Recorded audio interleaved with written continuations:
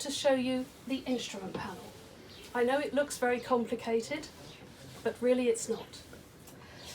So let's start here. It's possible to drive the boat from the inside, of course. It's a little bit more difficult because you're lower, so you see a little bit less. But you'll find this is blocked. So we have this connection here. So this is marked upper or lower. So upper is outside and lower is here. So we're going to change. We pull it out, turn and back in, and this allows the Morse to be freed inside for you to use the steering panel inside. Normally we would leave it on upper, so out, turn, back in, and that locks. So if something stops working, look here first, because normally everything is on.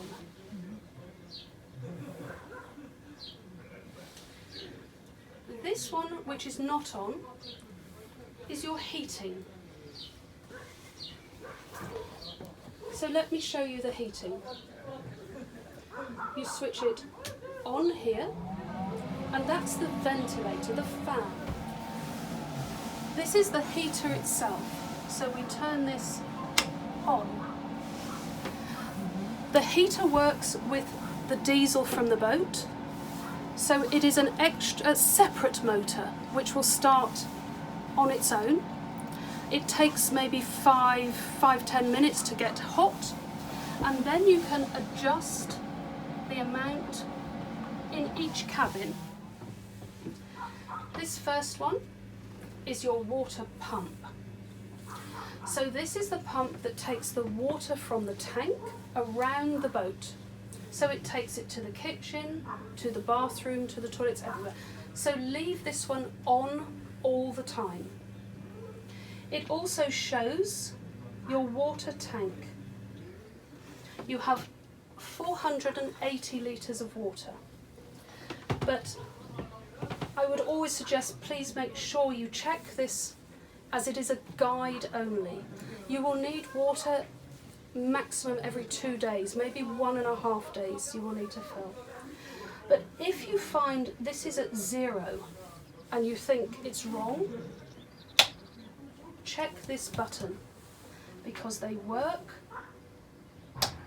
together. Okay, so it gives you an idea. This next one, this is called the bilge pump. Inside the boat, it's shaped like a V. And at the very bottom of the boat, you have a safety pump. It's called a bilge pump. So if water was to come into the boat for whatever reason, this pump would automatically take it out. Because it's so important, it's connected directly to the batteries, so there's nothing for you to do, for example. These next two are your navigation lights. Unfortunately, on the Canal de Midi, it's not possible to navigate at night, so these are something you will not need. This is the windscreen, so if in the morning the windscreen is misted and you would like to clear it, this is the switch, but it works with your heater, so you need those to work together. Of course, if it's raining, you have the left and the right windscreen wipers. If you drive the boat from inside, you have another horn to allow people to know you're here. In the middle, your engine. So you have oil pressure, speed, engine temperature, and this is your rudder, which I will explain in a moment. So when you start the boat, as I said, we keep the keys inside the boat. You may need to heat the boat for a little bit. This noise is normal when you're starting the engine, as you have no oil pressure, but then you continue, and it's a spring key, so it will spring back. The alarm has now stopped because you have oil pressure. But of course, if you hear this noise again, it is an alarm, so it means there's a problem. So it's the only time we ask you to stop the boat calmly, safety first, and turn off the engine, and then call a technician, please. An alarm means they have to come and look for the problem. It may be small, but it may be big, so they must come and look. So, but normally, I hope you don't hear that at all. You have this outside as well. This is your rudder indicator. So sometimes when you're doing a lot of manoeuvres in the locks, it's easy to forget where the rudder is.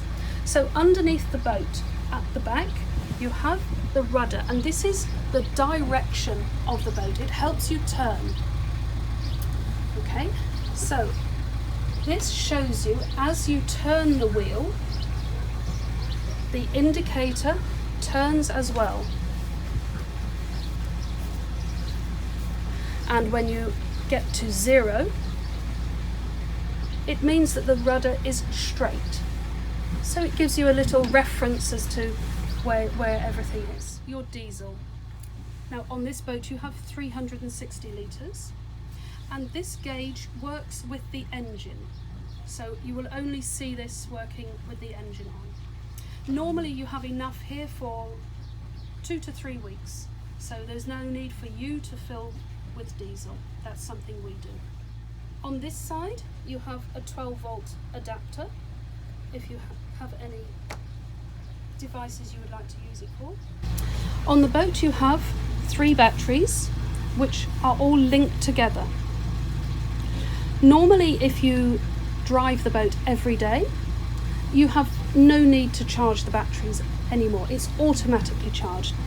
But if you stay in the countryside, in nature, for maybe 2 days, 3 days with no engine, you must check your batteries. So you can change them to number 2 and number 3. Providing, this is the number of volts in each battery, providing they are more than 12 volts, everything is perfect. However, if it is 12 or less, you need to run the engine for maybe an hour or so to recharge your batteries. Okay. Here you can see this number is your engine hours. This is how we calculate the amount of hours you have driven the boat. So we read this number on your departure, and then we read it again on your return and calculate the difference. It also means you can calculate yourself approximately how many hours you are doing per day for your holiday. So to stop the engine, it's very easy, just like this, and the key comes out. The silver key, which is with the engine key, is for the doors. Both doors have the same key. It works in the opposite direction to normal. I don't know why, but it does. So to close, you need to turn in that direction, and to open is in the opposite direction. From inside, you have this small latch. So it's just something to remember for opening and closing. Here we have the electric panel for the boat. So to open the door, and it is the same for all of the doors, it is a special catch for the boats. In the bottom here you have 2 curtains which you can add to the doors in the evening if you would like some privacy. They click onto the panels. Your Electric panel for the boat. So at the moment we have the electric cable plugged into the shore power on. And that means that the batteries are now being converted to 220 volts. Of course, this takes a lot of energy to do this. So we ask if you use the converter to also have the engine running as well, please. The engine charges the batteries feed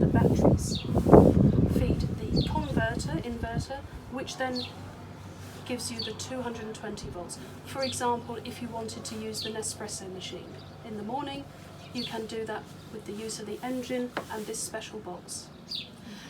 However, please remember to always switch it off, off, so that it doesn't keep on taking from your batteries.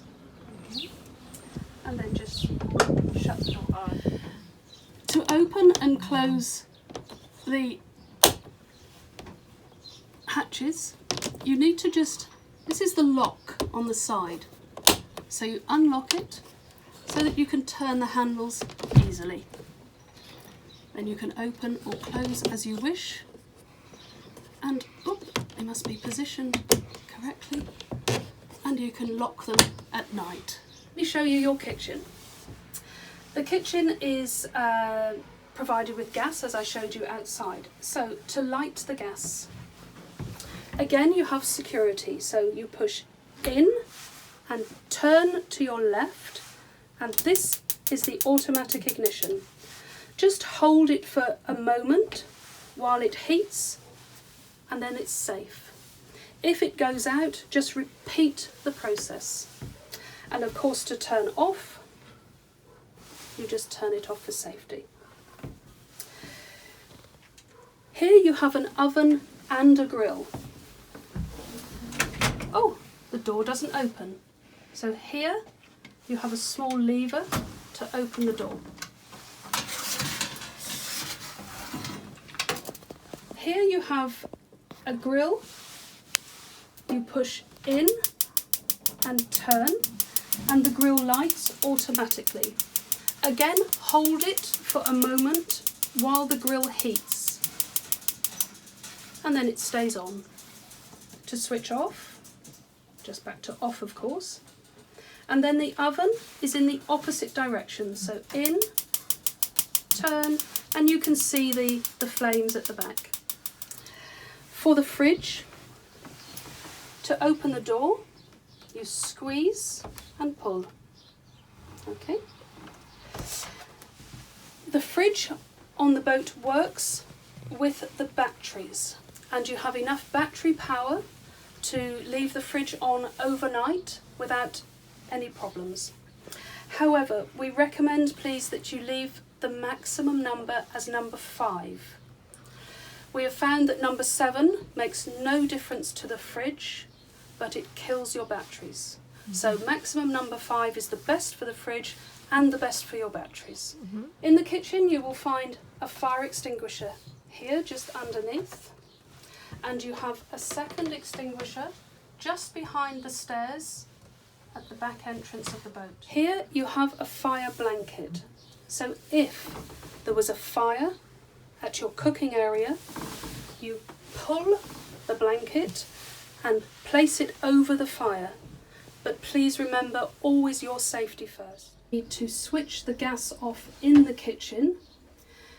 Behind the cupboard door underneath the sink, just to your left, you will find the taps to switch off the gas. So in your bathroom, both of the bathrooms are the same on the boat. So let me show you. The shower is automatic. You have hot and cold water, and the shower empties automatically. There is nothing else for you to do. The heated towel rail will only work with the heating of the boat. So that's for winter. On a Hapimag boat, the toilets are electric. So you have one button here to press, and everything is automatic. A reminder about an electric toilet is please only toilet paper. This is 2-ply paper, which is perfect, but nothing else. One important part of the boat is to know where your life jackets are. On the Canal de Midi, it's not obligatory for adults to wear the jacket all the time, but you must know where they are held. So under this front cabin bed, you have a space for the life jackets. This boat is for maximum 6 people, so you have 6 life jackets here. In the front cabin of the boat, you have a choice of 2 single beds or a double bed, with the addition of this triangle, which sits here on this little shelf there. Please make sure it's well positioned before you get on the bed.